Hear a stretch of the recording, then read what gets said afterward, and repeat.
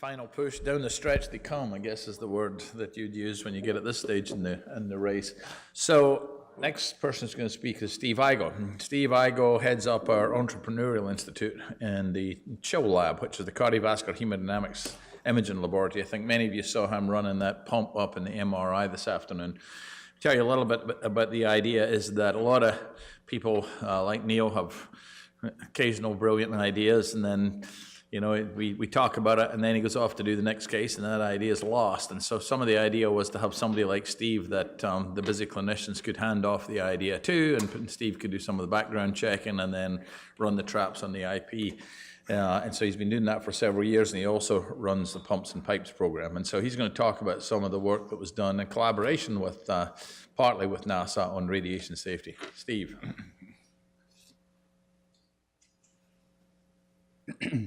Thank you, Dr. Lumsden. So my topic today is radiation safety. And it's a daunting task because there are people in the room that are experts in this area.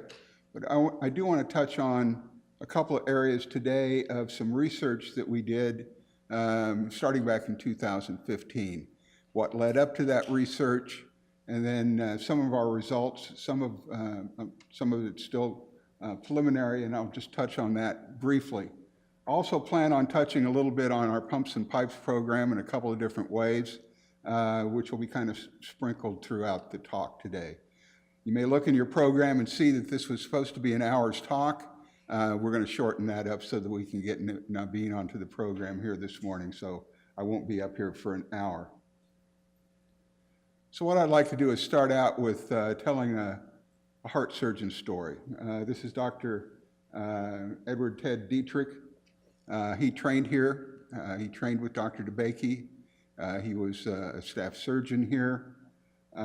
He left Houston, founded the Arizona Heart Institute, and is a pioneer in endovascular techniques and surgery, transcatheter procedures, one of the first surgeons to become involved in that, and basically moving surgery, open surgery to minimally invasive surgery, into transcatheter procedures, into these hybrid suites.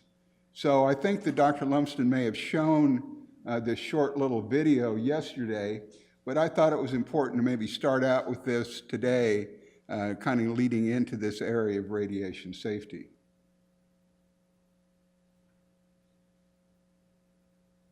A Houston surgeon says he compromised his own health in the operating room after years of being exposed to radiation. Now he's on a mission to keep astronauts safe from the very same problem. Here's Kevin Reese. In a packed auditorium, an 80-year-old surgeon shuffles carefully to the stage. He wants to talk about his life as a celebrated Houston surgeon and about the price he paid. He says, well, you've got a brain tumor. We have to take it out.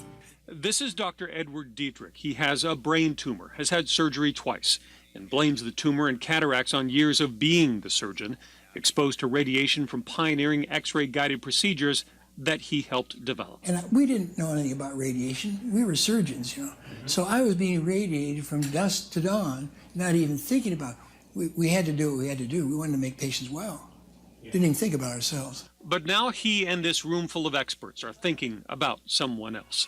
The 9th annual Pumps and Pipes Convention, where doctors, scientists, and the oil industry share what their jobs have in common and come up with solutions for things like the radiation that damaged Dr. Dietrich and that could kill a future astronaut bound for Mars. All of these things are being worked on here in the medical center, problems that we need help with at NASA. Like better shielding, better medicines, better protection, the kind that modern robotic surgery now provides for doctors at Houston Methodist. There's no such thing as good radiation.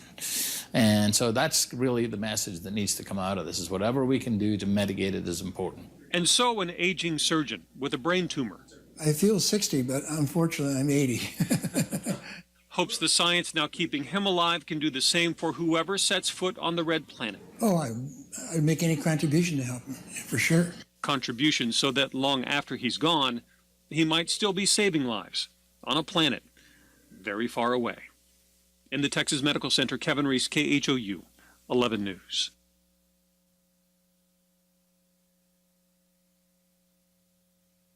So sadly, Dr. Dietrich lost his battle against brain cancer early this year and passed away. But he did a marvelous talk at our Pumps and Pipes program. Not only did he talk about the risks of radiation, but he talked about his time here in Houston and some of the other interesting things that he did at Houston Methodist. And what he talked about was hearts, lungs, and rocket scientists. Really kind of fed right into our program. A couple of areas he talked about multi-organ transplant that he was involved in here. But what was really kind of fascinating to me was the early work done in the late 60s, early 70s on a heart-lung preservation system. They actually did this work with Grumman Aerospace, so that's the link back to aerospace and NASA. And they were successful in keeping these hearts and lungs viable, functional, for over 24 hours in this preservation chamber. They actually flew it around on a Learjet. So it was a marvelous talk that he gave, and it really started us thinking about this entire area of radiation safety, radiation risks, and we decided to move forward with a research project, which I'll talk about in a couple of minutes. But I borrowed some slides from Dr. Lumsden just to kind of also set a little bit of the history here and the magnitude of what we're dealing with. And just looking at vascular surgery, Dr. Kleiman talked this morning on transcatheter valve procedures, so you can kind of tack that in. Huie, Dr. Lin was talking about adult congenital heart lesions as well. But just in the vascular world, it's somewhat dated. This is 2010, I'm sorry. This is 2010 data.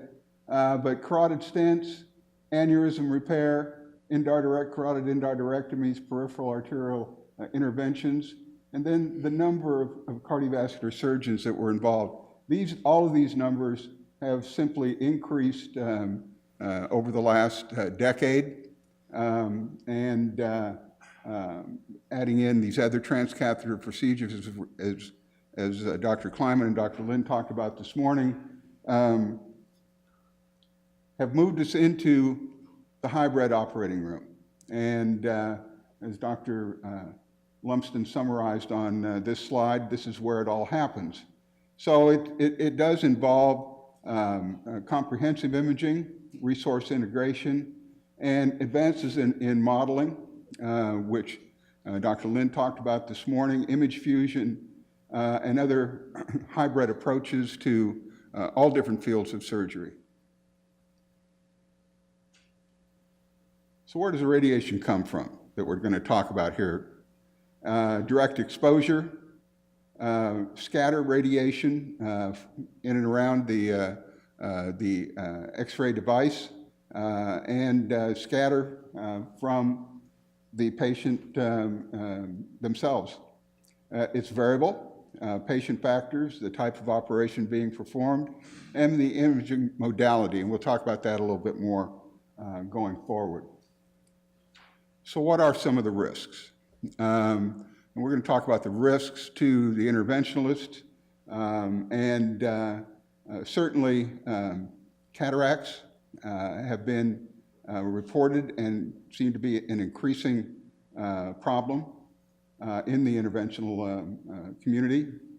Glaucoma, melanomas, and brain tumors that we already showed a video on. And it's estimated that 75% of all cardiovascular surgeons will be working in a hybrid operating room by next year. So this was an article from 2013 that caught our attention. And we kind of looked at this of defining the radiation cloud and this scatter that occurs in the hybrid suite.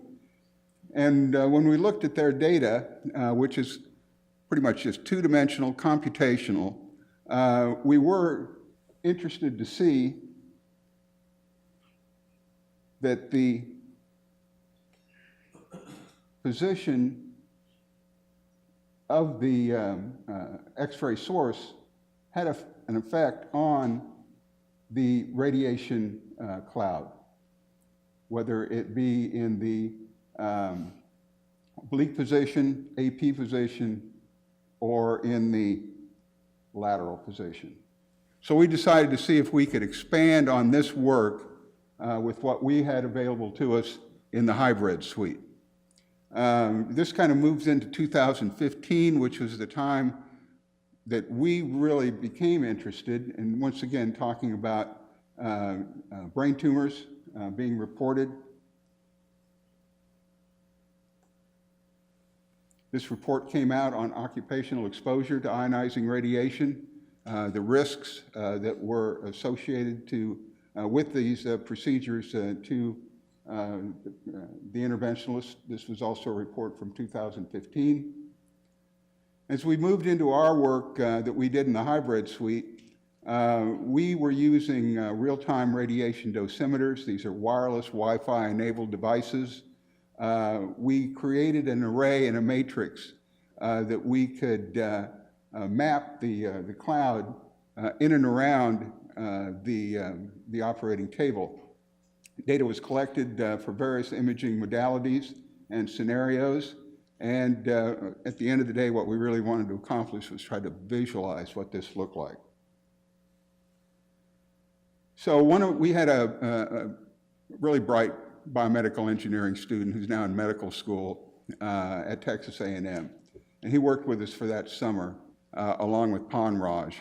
And this was kind of from the initial research proposal, and actually took the notes right out of his notebook. And what we wanted to do was create this matrix around the table. We wanted to plot it in 3-dimensional and even 4-dimensional because we're going to put time to it as well. And then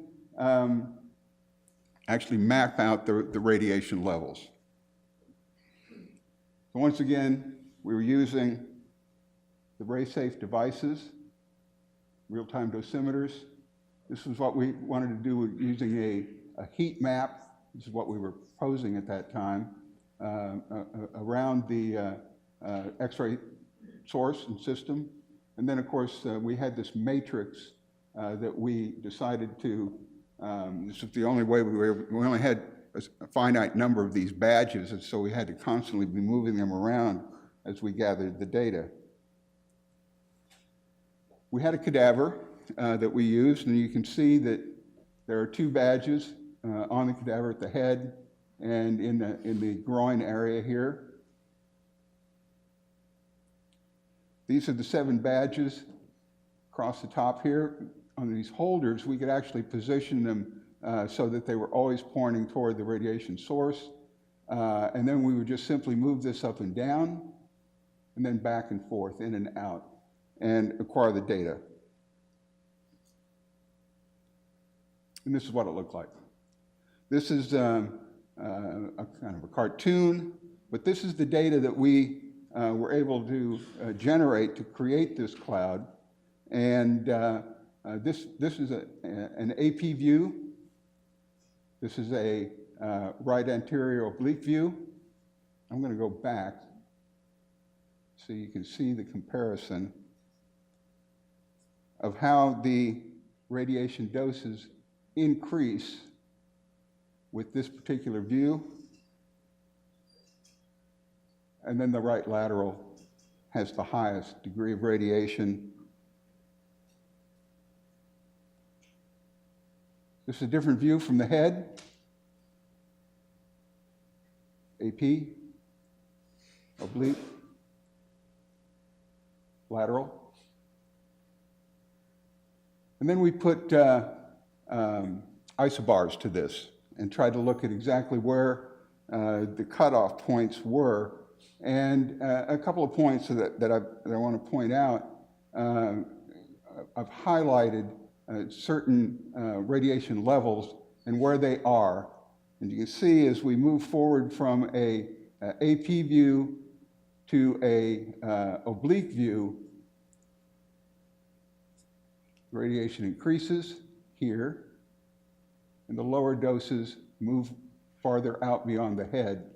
They were below the patient here and now have moved in this direction. And then when you go to the lateral view, now the highest concentrations, I'm sorry, let me go back. The highest concentrations here are really focused right over the chest and the head, and the lower dosage has moved out beyond this. All these were obtained at the same radiation exposure time and level. So when we kind of run all these together and put time to it, you can see the cloud motion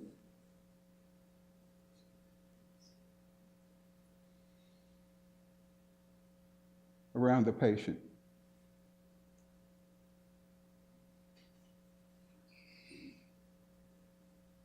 And of course, the lateral view has the highest dose.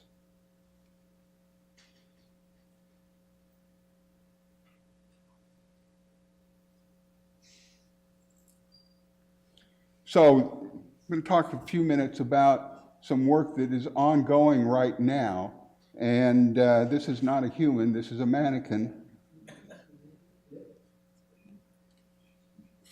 And one of our research fellows, Marta and Yusef and Panraj, and their friend really were the ones who did this study and conducted it. And what we wanted to look at was the use of this mannequin where we could look at the effects using a lead apron, thyroid collar, lead glasses with or without for all of these.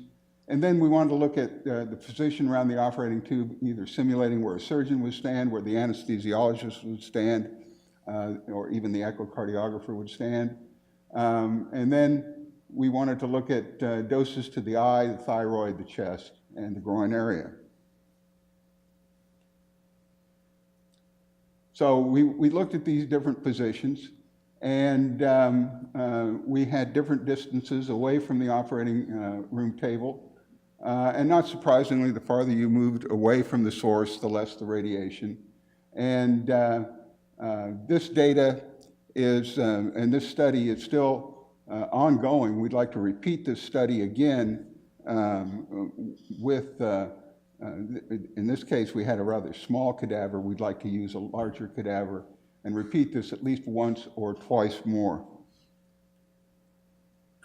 So last night at dinner, Mike Hess was talking about the challenges of going to Mars and the different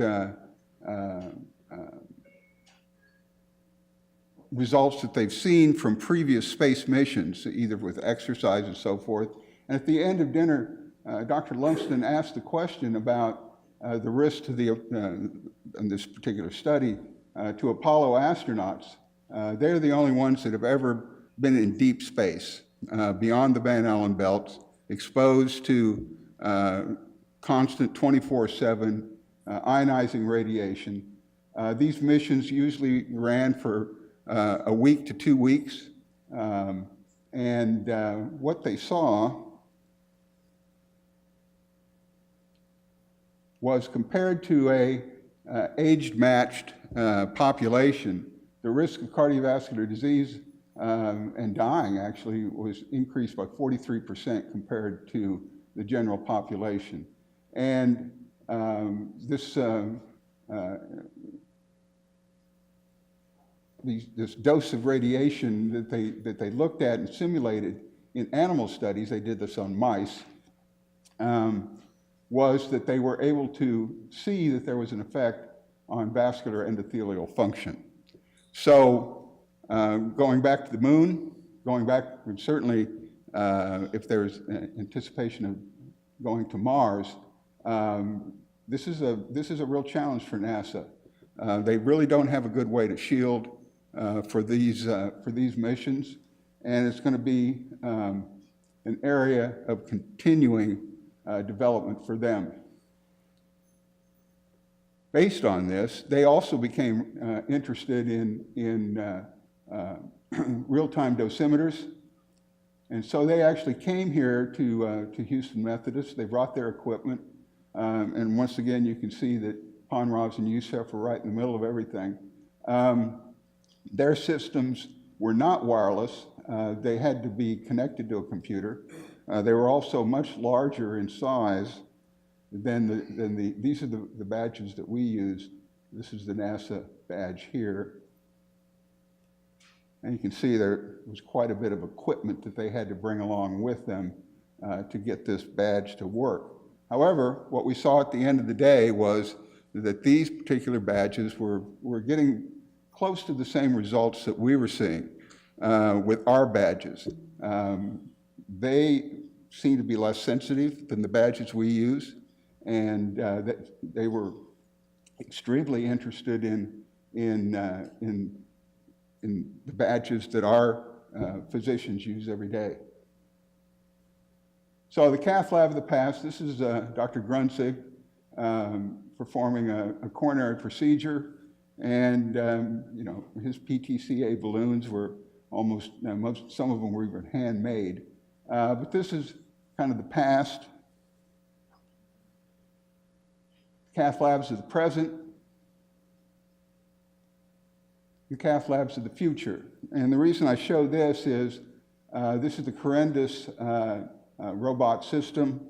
And what this does is it moves the operator out of the radiation cloud. It moves them away from the table. They have a control console that's connected to a robotic drive system.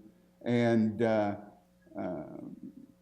there's protection certainly behind this console and this barrier area here, such that you can really move them out of the radiation cloud, and hopefully this will be a much safer environment for the interventionalists to work in.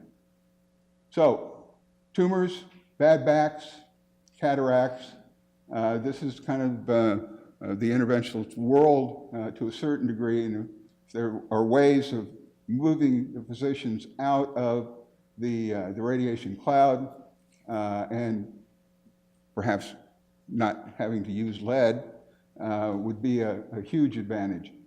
So I do want to thank Ponraj and Youssef and their friend, the Mannequin, because they were the ones that really were instrumental in getting these projects underway and continuing them. Certainly Ponraj has continuously wanted to continue these kind of studies and add to our database. So thank you very much.